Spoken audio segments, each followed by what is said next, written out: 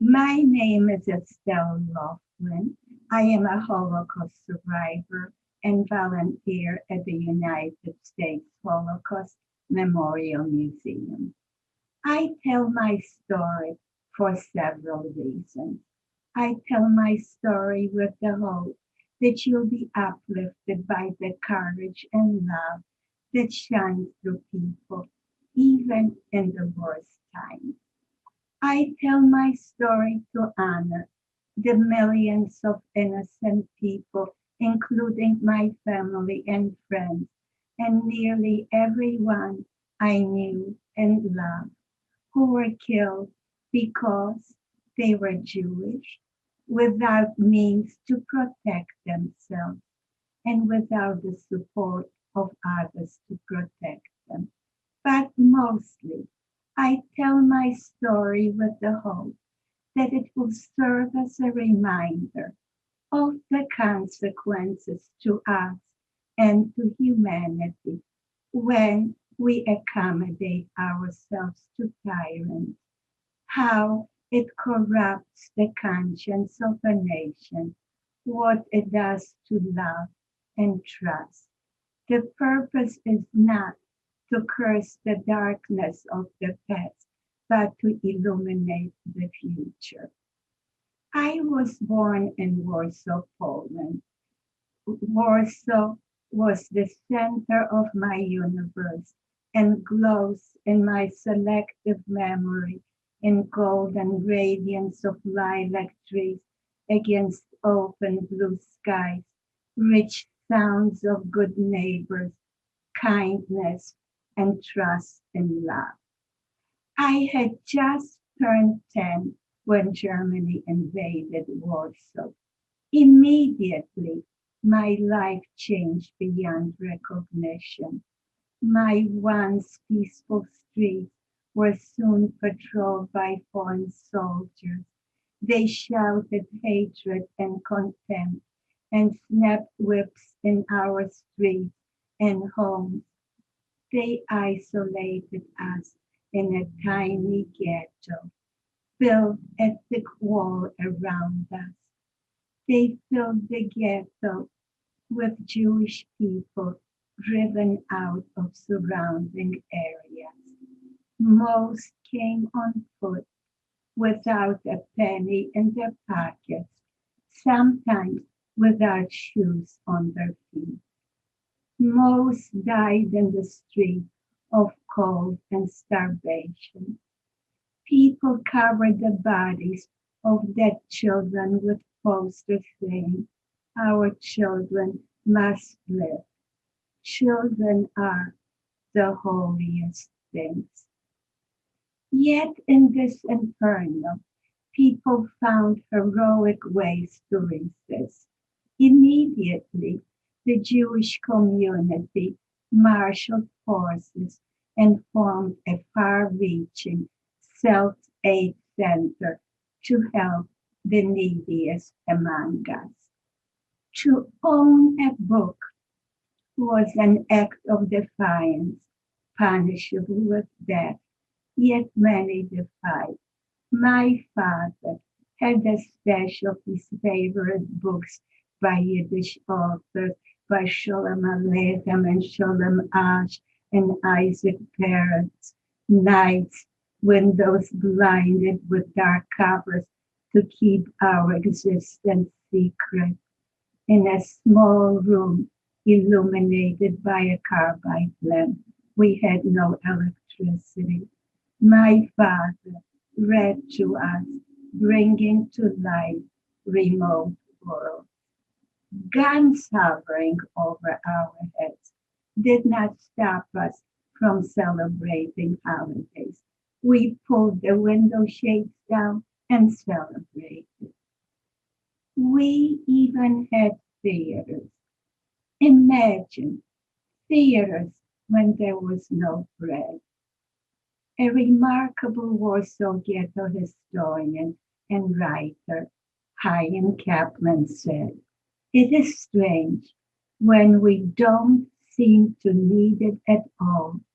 We need poetry more than we need bread." That is true. The soul too must be nourished.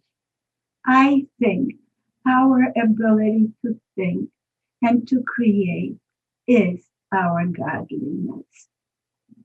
All over the ghetto, heroic, unemployed teachers met with hungry children in cold rooms and taught them to hold on to their imagination and trust in love. There was a very important group in the ghetto called the Onek Shabbat. They met with the purpose of preserving written history, art, and music that depicted the life in the ghetto for the purpose of nourishing future generations. They hid the written documents in metal containers and buried it. Fortunate for the following generation, 2 out of 3 containers were found. In July 1942, the month of my 13th birthday, things became even more gruesome. That was the start of the infamous deportation. The deportations proceeded with 20th century know-how and Stone Age value. Between July and September 1942, approximately 99% of the children vanished. I was among the 1% left behind. Can you imagine a world without the sound of children, without grandmothers or grandfathers? We never heard from the people who were deported, but a few managed to come back under the cover of night and told us about the horrific train rides to Treblinka where our people were guests. I cannot imagine how anyone who loves their children and wives and mothers can do such heinous acts. This is why I'm sharing this story, so difficult to talk about. And I believe this is why you chose to listen to it, because we have to be reminded that human beings are capable of great evil, and therefore we must remember ever so much the importance of love. Armed groups began to form. My father was a member of the resistance. The fighters began to build a network of bunkers to hide in case of bombardment or for entrenchment. They dug tunnels for movement to obtain weapons from the Polish underground. They also used the sewers a great deal. That was one way of moving around without being seen. Events erupted with the entrance of Nazi soldiers into the ghetto.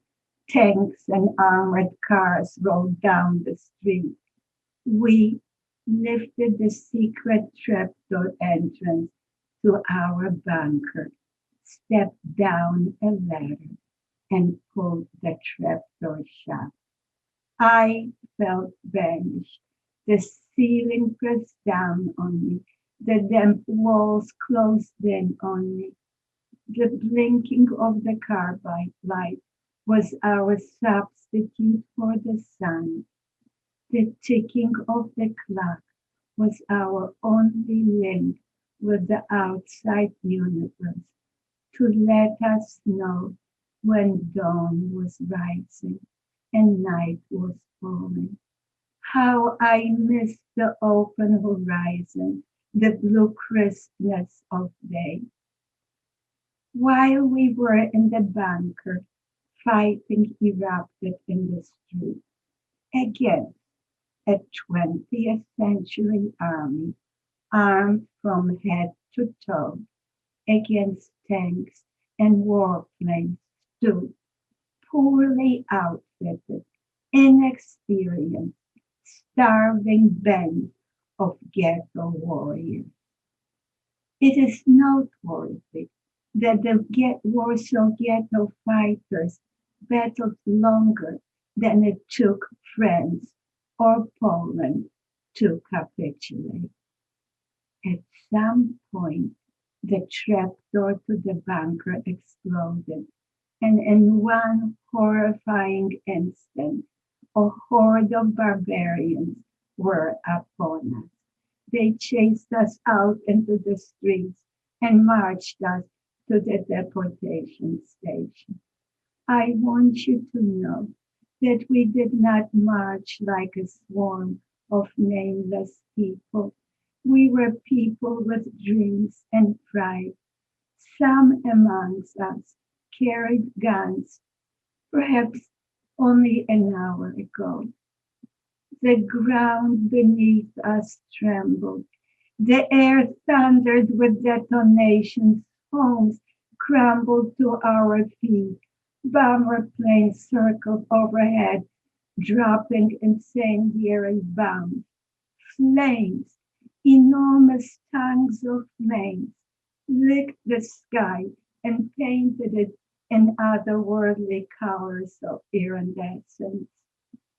They loaded us onto freight trains and sped us to Majdanek extermination camp, where the thorns of electrified barbed wire fences marked the end of our horizon, and the crematoria stood clear in sight. My kind, noble, heroic father was guest in my dining.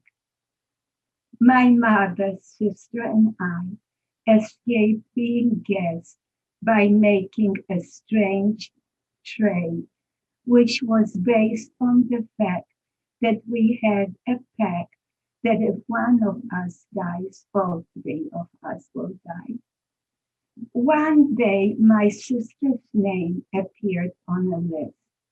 Everyone assumed that the people on the list were designated for the crematorium. So we did the obvious thing. My mother and I traded with two women on the list who hoped to see another sunrise. When the names were called, the three of us stepped forward, absolutely sure that we were aimed to go to the guest chambers. As it turned out, they loaded us onto freight trains and sped us to a slave labor camp where we worked in an ammunition factory. We were also enclosed by electrified barbed wire fences and completely isolated. We lived in virtual darkness, cut off from the world and everything that was taking place there. It was impossible to believe that only a few rapid hops away from us, people sailed on silver lakes and children sat around dinner tables with families as children should. We had no clue if the Allies were winning or losing. Then a miracle. One night we were awakened by a rumble of planes and a barrage of detonations. We raised our heads from our bare bunk planks and asked each other, could it be, after all these years? This was January 1945. We were invaded in September 1939. We were liberated that morning by the Russian forces. Our feelings of euphoria is beyond words. So was the death of our fears and helplessness. We had no home to return to, not a penny in our pocket, and no one to return to, and no one to turn to. There was absolutely no aid available in Poland. We were on our own. We rushed out of the gate so afraid the Germans might push back. This was the front battle line. The ground was covered with ice and snow. All we had on was a loose caftan, wooden clogs, no underwear, no socks, no scarves, no sweaters, no coat. We were covered with lice and mange. We were horrid to look at. We were homeless, penniless, stateless, and unwanted. We wandered through Poland and Czechoslovakia to West Germany, where the American forces were stationed. From there, we made our way to New York in August 1947, 2 years after liberation. My sister and I started out working in a garment factory. I was sewing buttons. Eventually, we both entered college, despite the fact that I had only 3 years of formal schooling and my sister had 5 years, plus a couple of years of underground ghetto tutoring. My sister became a professor of comparative literature and I a teacher. Our inspiration to strive came from the darkest places, the ghetto. Not all survivors were able to begin life again. My mother was one of them. I survived with love of humanity and joy for life. Life should be lived joyfully. Without that, survival would hardly be meaningful. Thank you so much for listening.